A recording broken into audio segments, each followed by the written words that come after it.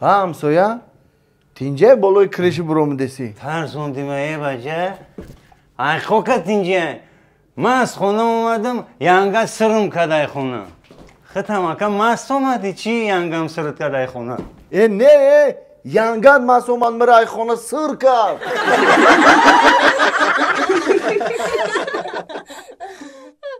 بچه ها بیو بخزیم بریم دیر شید آخی؟ با کجا چه کجا آویاکاس ها؟ دم افتای گرم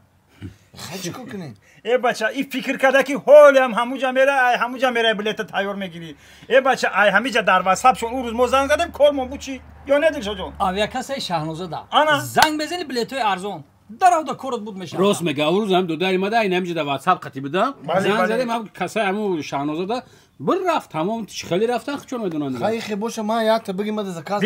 بگیریم تا با شما توصیه میدیم با واتساپ آویاکاس شهنوزه زنگ بزنید بلیت‌های ارزون و باوریناک است ای بچه او یه فریب کردن ماشین الکتروموبیل نیست ادی شو جون کامل فریب کردن اکه کامل این الکتروموبیل نیست این بنزینی ای ایره خط فریب کردن چند گرفتی ماشینا ای ما ایره تا شوخی میکنی تیدا پیاز بار که بوم میگیره همه جزیر میشه خیلی قمسنگی توی جره ایدا بار کردن نمیشه پیاز ای بچه شما مرا بفهمین طوری بفهمین مرا شما پیاز نه که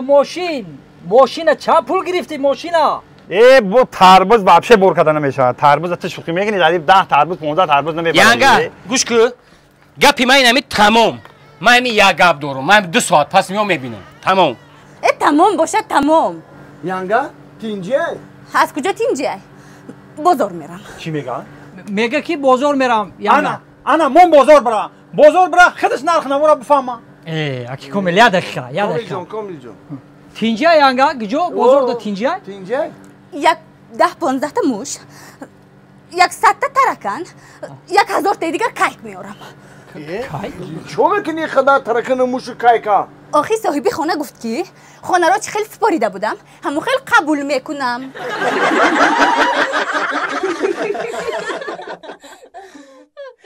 کامل جان به خاطر زنداران خوش اومدی سلامت باشی دوستی عزیز مبارک شما رحمت سلامت باشی مبارک شما نصیب باشه ان شاء الله هفته دیگه توی موندیم باز هم مبارک میشه ای گپ نیست کامل جان کلون چه خیلی کلون بهترین وقتی در مسکو بودم تلفن خدی گام میزنم یک دیگر خدی آروم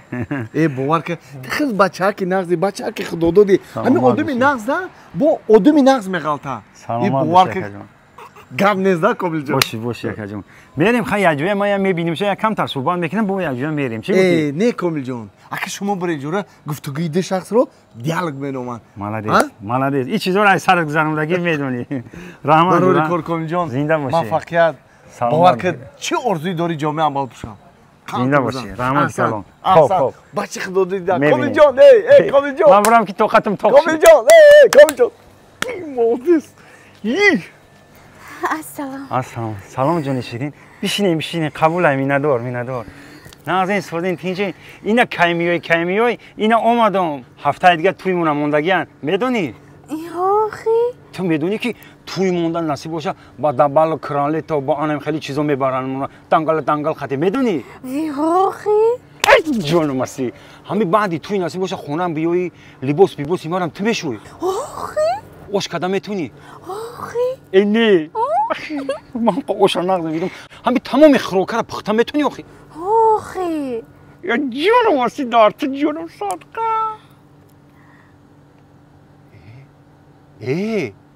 همین چیزی را من پرسیدم تو را هونخی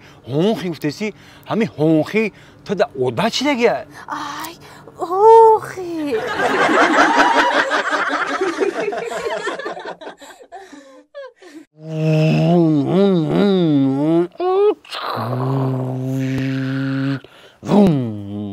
خیلی گشه با داجه خالی میکنه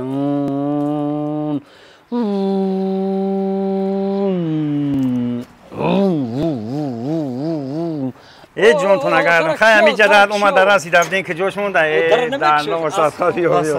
السلام علیکم خوش اومدن اکا کامل جان نازی اکا ساری سوزی این شو جان نازی سوزی سلامت خوبه رحمت و اینو میشیده اکو ای همین درسه صوتیق نمیشه و اینو خشرو کاری کو قانت بزن مبارک شما اکا رحمت سلامت باشین شما هم تقلید داره سلامت خیلی چی بانه میشه یک گوره استان اوستا یک گورانی مایدا امسال که زبورش خیزوندیم سال دیگه نصیب باشه که پیش کتابه شکاتوش هم میکنیم یه تربزه که واردیم گفتم همین را بکشیم یا جویا بخوریم خدت زوری سلام علیکم اکا چخلی بچه مایی بچه تای سوزی تاکینی ترسیدیم برای بازی که بچم بچه خشلو بچه زور بوده بچه مایی چند ساله ای؟ این 3 ساله شدم 3 ساله این بچه من بسیار بچه خوبه بولا بده چشم نرسه یعنی میبینه که یک آدم مهمون دویدم یه سلام میکنه ناز یک دوید ما خیال ما تعلیمم خوب دوستیم همیت کشب گی همیت کشب بود چون زوگای کو یک بار میتره ببینه که نام تا بگیره اگر دیگه نام تا فراموش نمیکنن دویم در قدم ببینه راه هم ببینه کجا ببینه اکا دلش جون اکا سایجون دوید سلام میکنه اکا کامل جان بچه دادری خو کلوی قم چیکو میکنه اگه جوره همین خیلی بگم همین یه سالگیش در دوری همین خم خوکم خیلی که بازی کرد اون مختشیده 3 ساله شده حاضر هم چیشا نمیپارده هم کوشا بازی ها بازی نگاه که اکا وای ها سنا وای نه بازی داره بازی نگاه اورا میریم وای پیش میپرسیم ای پیشکش میریم بیا بسیار بچه زوره بازی هاش نگاه سناتلو جون ولی اگه تو کماس خدی قمو آوردار اختستی و تای برای دیونه چه کلوچ کماز میگه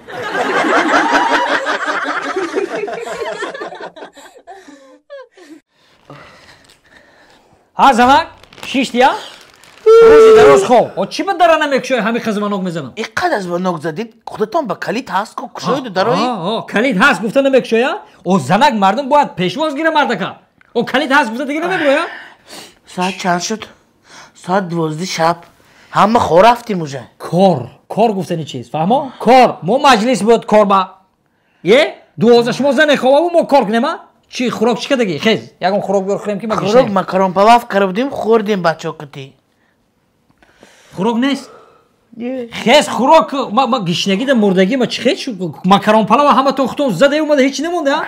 خیز یک خوراک خیز 12 شبانده یکم چی نخورید خوروید خیز گفت آدم یه اوقات کنه میفهمی ها ما مرده که خانه ای ساعت 8 میبریم تا ساعت 12 شب کار میریم شما در روغن بیار کارتوشکه بیار پیاز بیار ای بیار وای بیار با تو باشی ها تو باشی اوقات نیست گوش کن منم مرده که خانه کیه ده همینجا مرده کی همینجا ده مرده که خانه کی خیمه ده یکان خوراک خیلی جد ای های چی قد دوست چیمو 12 شب اومده پیش همسایه با من شرمنده کرده نیمی چی گپ خودش چی گپ او چی بخورم بعد من خورید منم خورید دکتر مرا گفت روغنی ممکن نیست